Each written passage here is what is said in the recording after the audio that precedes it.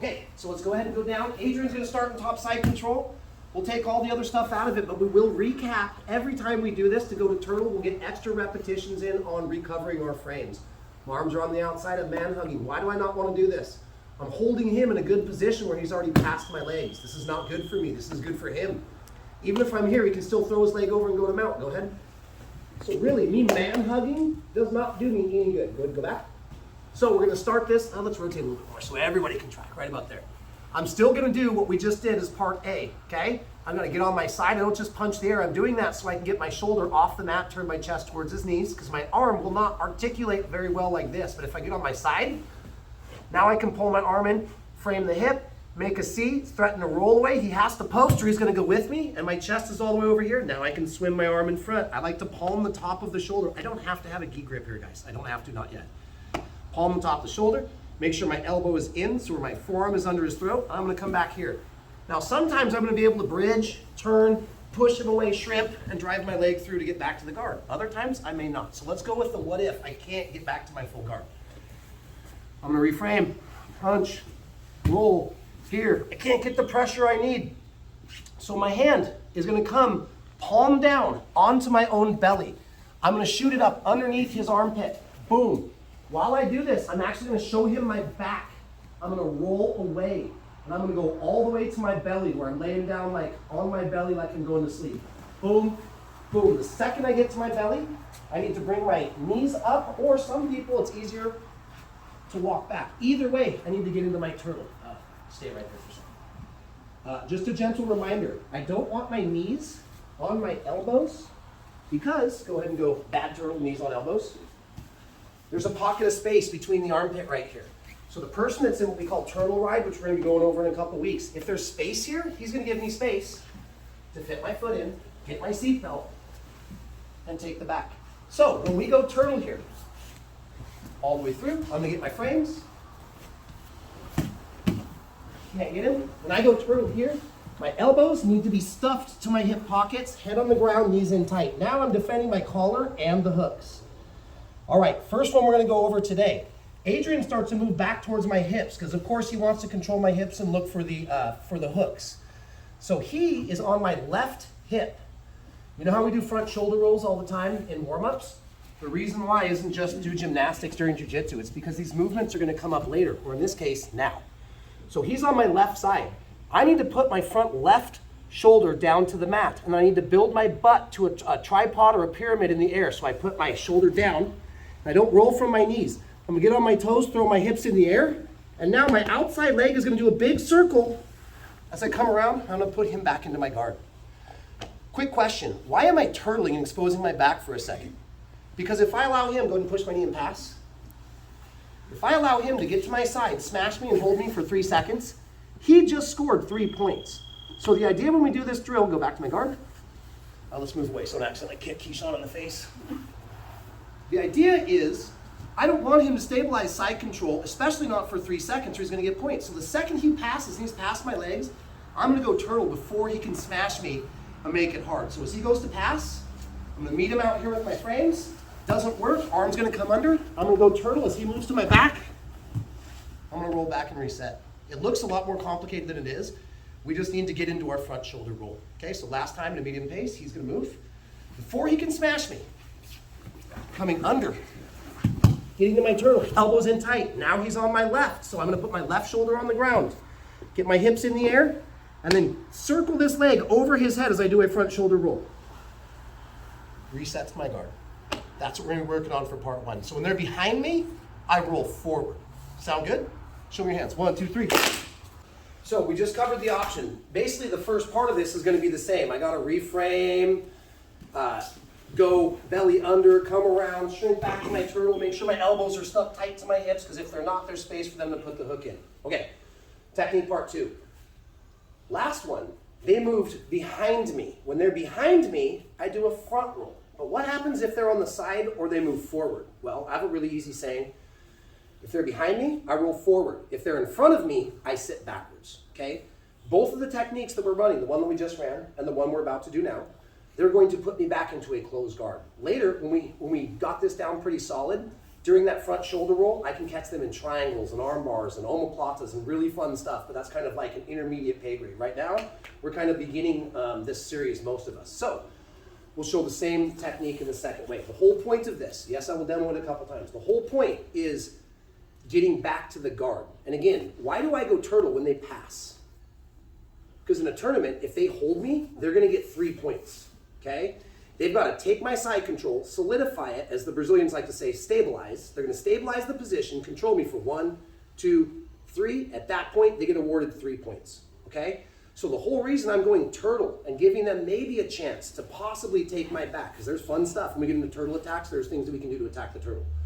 The reason I'm doing this is so in point competition, I do not get scored on, all right? And I don't just stay turtle, I'm going to roll to replace the guard. Now they did all that work for absolutely nothing. Same idea here. When they pass, I'm going to go turtle. Then, this time, instead of moving to my hip, where I would roll forward, now they're going to stay on my side, or sometimes they end up kind of hanging out here by my shoulders. This is going to give me space to create space, sit back to my guard, and put them back in my guard. So again, even though they passed my guard, they didn't hold it for long enough, they got 0 points. Okay, here we go. Start from the beginning, reframe. Hip side, threaten the roll away, get my throat framed. For some reason, I can't shrimp in, I can't get space enough to get my leg in. Hand's gonna come out under the armpit. I'm gonna go to high five the mat, roll. The second I do, I'm gonna shrink back. Now this time, see how Adrian's up in front of me? If he's behind me, I back roll. So watch what's gonna happen. The leg that's closest to the mass of their hips is going to do this. It's going to step up.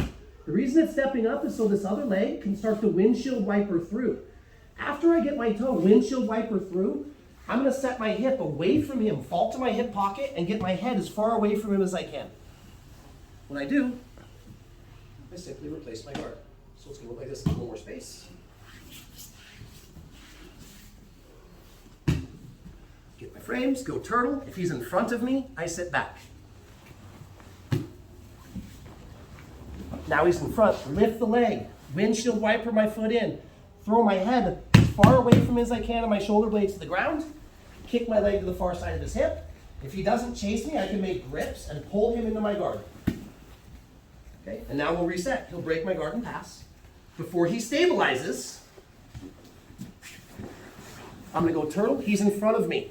Step up, windshield wiper, now I need to get my head and my shoulders as far away from him as I can, drive my leg through, and get back to my guard. Okay, last time, medium speed. Passes before he can smash me. Turtle, step, roll through, and then back into my guard. All right? Same thing, we're going to play with this for 6 minutes. After this, we just have what's called the fat man roll. But we'll cover this first. Ready? 1, 2, 3. Where's Aaron at? He went to go find his ball. I got to upset this one second.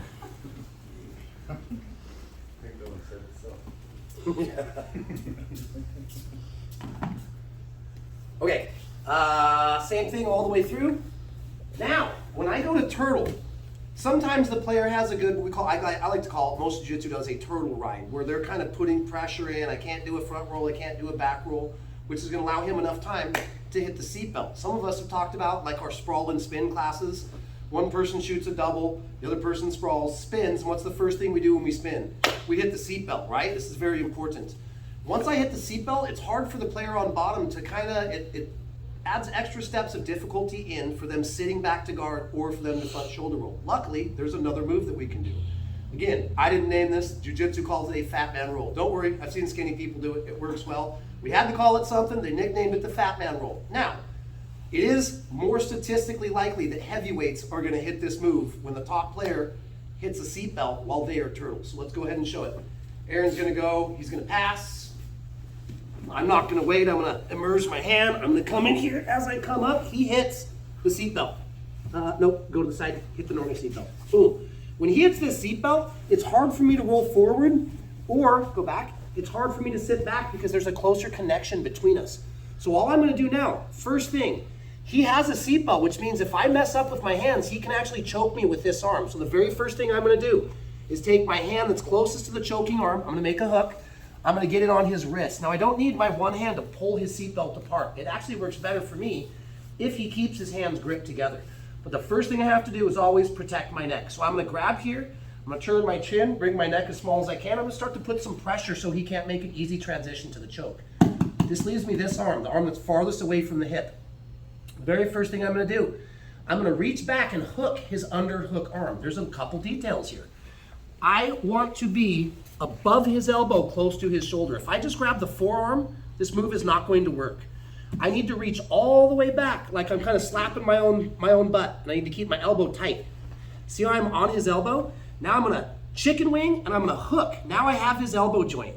If I stay on my knees, it's gonna be hard to roll him, so there's a little bit of a trick here. My outside leg is going to flatten out here. Now I'm gonna hook, and all I'm gonna do is I'm gonna roll. And see how I come chest up? Now that we're here, I'm still checking the hand so he can't choke me. There's a couple different ways that we can do this, but today, all I'm gonna do is walk my hips away from him. Now, I'm gonna swim over the hip and turn chest to chest. And I just reverse the position. Okay, so all that talk, we'll get a little more space, you guys, so we can see it. We'll go all the way through. He's gonna pass my guard before he can smash me. I'm gonna go turtle. This time, before I can roll or sit back, he's gonna hit that seatbelt. So I'm gonna check the choking arm, hook his elbow. My far side leg, instead of being on my knee, is going to come here, and now I'm gonna throw my shoulder at the mat and roll him over the top of me where my chest is up. Now I can swim over, walk my legs, and take my top side control. Should look a little bit like this. Where he can smash me, crap, he's got the hooks, check the choking arm, hook down, far side leg goes straight, and I'm gonna throw my hip and my shoulder all the way, roll up. I'm still checking this arm, because if I let go, he can choke me. I need to check this arm. I'm gonna walk my hips away from him. I can even lift my hips and drive my weight on top of him. Now I can drop my elbow to the mat, turn my chest, take my side control. One last time, fat man roll from turtle position once they have the seatbelt.